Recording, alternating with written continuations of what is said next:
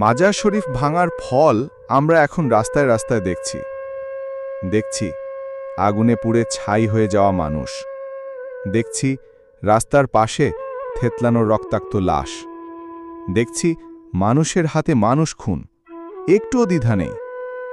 দেখতে পাচ্ছেন না, মাজার যখন ভেঙেছিল তখন তো আপনারা চুপ ছিলেন, বলেছিলেন এটা শিরক, অলিদের দরবারে যাওয়া বেদাত।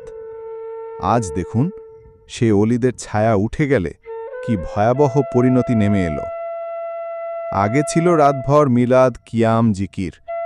আজ সেই জায়গায় রাত্রি জেগে চলে ধর্ষণ, নেশা আর গুলি। আগে ছিল দরবারে হাত তুলে কান্না। আজ মানুষ রাস্তায় কাঁদছে, আগুনে দগ্ধ হয়ে চিৎকার করছে এক ফোঁটা পানির জন্য। কে জানত মাজার ভাঙলে মায়া, রহমত, বরকতও আমাদের ছেড়ে চলে যাবে।